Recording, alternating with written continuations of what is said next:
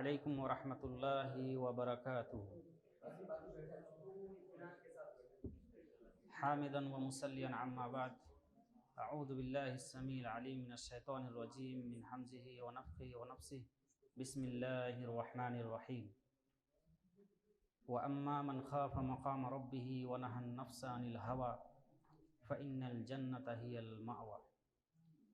व क़ाल तआला फ़ी मक़ामिन आख़र क़द अफ़लह मन ज़क्काहा व क़द ख़ाब मन दस्साहा। व क़ाल उमर इब्नुल ख़त्ताब रज़ियल्लाहु अन्हु हासिबू अन्फुसकुम क़ब्ल अन तुहासबू वज़िनू अमालकुम क़ब्ल अन तुज़न अलैकुम। हज़रात गिरामी, आज के इस बज़्म में हम ये जानेंगे, सबसे पहली चीज़ तो मैं ये बता दूं कि हमारे भाई साहब जो अभी तकरीर करके गए, नीयत के ऊपर मेरा उन्वान और मेरा मौजू, मेरा टॉपिक भी उसी तकरीर पर मुनहसिर है। यानी हम ये जानेंगे कि हम अपने अंदर कौन सा नफ्स रखते हैं। हम अपने नफ्स का एहतिसाब करेंगे, अपने नफ्स का मुहासबा करेंगे। हमारी नीयतों में क्या चल रहा है, हम आए दिन क्या सोचते हैं, दिन भर का कारनामा, दिन भर का हमारा गुज़र बसर किस तरीके से हो रहा है। हम अपने आप का मुहासबा करेंगे, अपने आमाल का जायजा लेंगे। मेरे दोस्तों और भाइयों, इंसान के अंदर एक ताकत होती है जो इंसान को सही और गलत काम करने पर उभारती है, आमादा करती है। ये ताकत सही काम के पीछे भी है, ये ताकत गलत काम के पीछे भी है, जिसको कुरान मुक़द्दस के अंदर नफ्स से ताबीर किया है, जिसको नफ्स कहा गया है। ये वो ताकत है जिसके ज़रिए से इंसान गलत रास्ते पर भी चलता है और सही रास्ते पर भी चलता है। उसे कुरान मुक़द्दस के अंदर नफ्स कहा गया है। ये नफ्स 4 तरह के हैं, उनकी 4 कैटेगरीज़ हैं। आइए सबसे पहले उन चारों नुफूस को मैं आपके सामने उनका मुख्तसरन तारुफ करा दूं। नफ्स की सबसे पहली किस्म जो बयान की गई है कुरान मुक़द्दस के अंदर, वो नफ्स अम्मारा है। ये वो नफ्स है जो इंसान को हमेशा बुराई पर उकसाता है, रब की नाफरमानी और बगावत पर आमादा करता है। हमेशा इंसान किस तरीके से वो बुराई के रास्ते पर चले, बुरी सोच, बुरी गंदी जहन किस तरीके से उनका बन जाए, जहन गंदा हो जाए, हमेशा इस बात पर वो आमादा करता है। ये नफ्स अम्मारा है। कुरान मुक़द्दस के अंदर अल्लाह रब्बुल आलमीन ने इस नफ्स का बयान, इसका तज़किरा करते हुए अल्लाह रब्बुल आलमीन फरमाता है, इन्नन नफ्स लअम्मारतुन बिस्सू इल्ला मा रहिम रब्बी इन्ना रब्बी गफूरुर रहीम। ये नफ्स अम्मारा जो इंसान को बहुत ज़्यादा बुराई पर उकसाता है, सिवाय उसके जिस पर मेरे रब की रहमत हो जाए। यकीनन मेरा रब बड़ा माफ़ करने वाला और बड़ा रहम करने वाला है। तो ये नफ्स अम्मारा है जो इंसान को हमेशा बुरे रास्ते पर चलाने की कोशिश करता है। नफ्स की जो तारीफ़ मैं कर रहा हूँ, जहन नशीन करते जाएं और अपने आप में सोचें कि हम अपने अंदर कौन सा नफ्स लिए बैठे हैं। तो ये नफ्स अम्मारा जो इंसान को हमेशा बुराई के रास्ते पर ले जाने की कोशिश करता है। उसके बाद नफ्स की जो दूसरी किस्म है वो है नफ्स लव्वामा। ये नफ्स इंसान अगर नेकी कम करता है, भलाई के रास्ते पर चलने की कोशिश अगर वो कम करता है, तो उसको उस पर मलामत करता है कि नेकी के रास्ते पर चलता क्यों नहीं है तू, भलाई के रास्ते पर ज़्यादा से ज़्यादा चलने की कोशिश क्यों नहीं करता, उसको मलामत करता है। और जब एक इंसान बुराई के काम पर और गुनाहों के काम पर वो जाने की कोशिश करता है, बुराई का और गुनाहों का इर्तिकाब करता है, तो उसको डांटता है, फटकारता है कि तू गुनाह क्यों कर रहा है। तो ये नफ्स लव्वामा है जो बेहतरीन नफ्स है। इस उम्दा नफ्स की कसम खाते हुए अल्लाह रब्बुल आलमीन इसकी कसम उठाते हुए कुरान मुक़द्दस के अंदर इरशाद फरमाता है, वला उक़सिमु बिन्नफ्सिल लव्वामा, कसम है नफ्स लव्वामा की। यानी वो नफ्स जो इंसान अगर नेकी के काम से महरूम रहता है, भलाई के काम में पीछे रहता है, तो उस पर मलामत करता है। इसे नफ्स की कसम खा करके अल्लाह रब्बुल आलमीन फरमाता है कि मलामत करने वाले नफ्स की कसम। और ये चीज़ ज़ाहिर व बाहिर है कि अल्लाह रब्बुल आलमीन किसी चीज़ की ऐसी ही कसम नहीं खाता। अल्लाह रब्बुल आलमीन जब किसी चीज़ की कसम उठाता है, कसम खाता है, तो इसका मतलब ये होता है कि वो चीज़ बड़ी अहमियत के हामिल है, उस चीज़ की बड़ी कीमत और उसका दर्जा है कितना आला और अरफा होता है।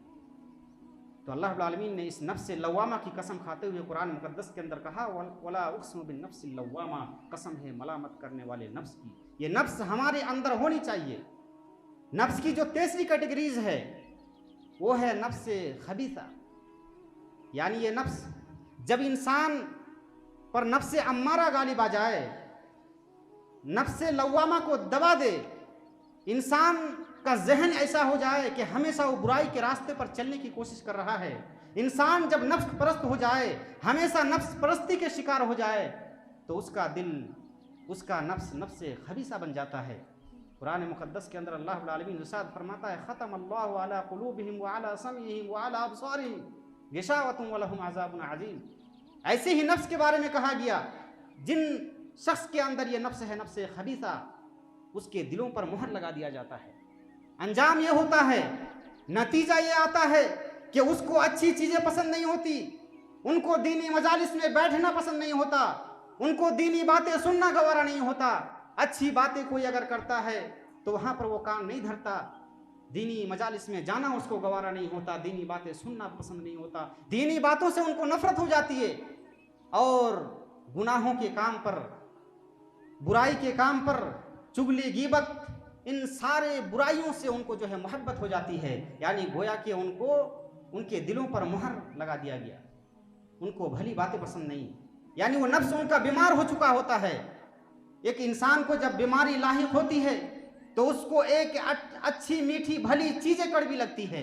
एक इंसान को यानी बुखार जैसी एक बीमारी अगर उनको आ जाती है तो कितनी भी अच्छी क्वालिटी की मिठाई, कितनी भी अच्छे से अच्छे क्वालिटी के खाना और शराब पीने की चीज़ें उनके सामने ला करके मुहैया किया जाए, उनको अच्छा नहीं लगता। उनका नफ्स बीमार हो चुका है।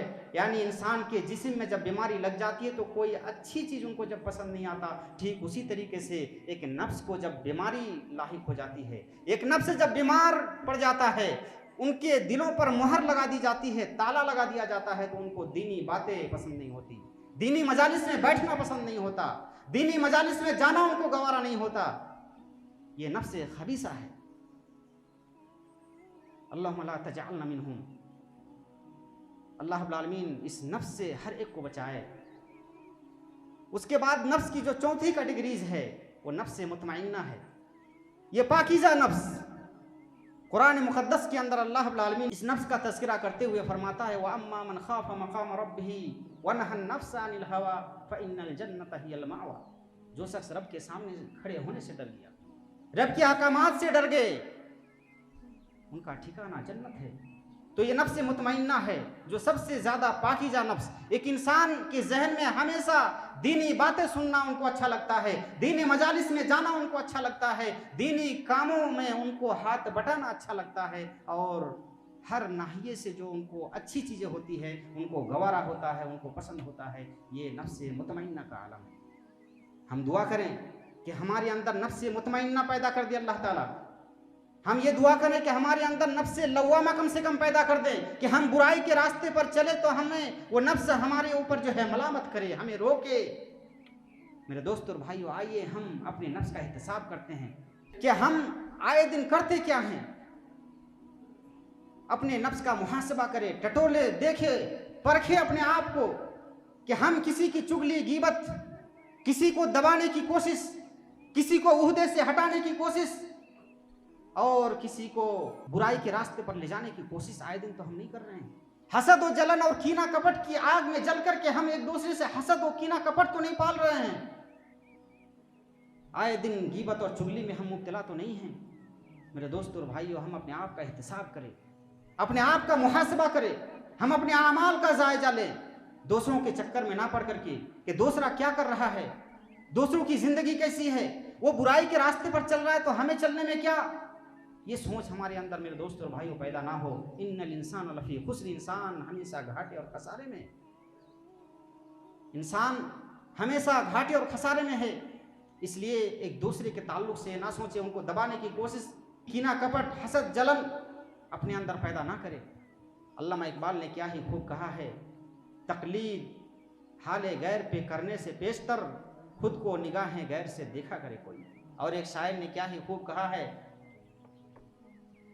कि निगाहें ऐबगिरी से जो देखा अहले आलम को, निगाहें ऐबगिरी से जो देखा अहले आलम को, कोई जालिम कोई फाशिक कोई नादा व मुफलिस था, मगर जब दिल हो गया एहतिसाबे नफ्स पर माइल, साबित ये हुआ कि हर फर्जंद आदम मुझसे बेहतर था। तो कहीं ऐसा ना हो कि हम जिसकी बुराई कर रहे हैं, हम जिसकी गिबत कर रहे हैं, हम जिसको दबाने की कोशिश कर रहे हैं, वो हमसे बेहतर है और हमसे कितनों ही अच्छे हैं। तो मेरे दोस्तों और भाइयों, अगर आप किसी के अंदर कोई बुराई देख रहे हो तो उसको अपने अंदर पहले तलाश करने की कोशिश करो कि हमारे अंदर तो वो बुराई नहीं है। अगर अपने अंदर उस बुराई को पाते हो तो उसे निकाल दो। अल्लाह रब्बुल आलमीन फरमाता है, या अय्युहल्लज़ीना आमनु तक़ुल्लाह वल तंजुर नफ्सुम मा क़द्दमत लिग़द। इंसान को ये हमेशा सोचना चाहिए, अल्लाह रब्बुल आलमीन से उनको डरना चाहिए और कल के लिए उन्होंने क्या भेजा है ये ज़हन में इंसान को बैठाना चाहिए।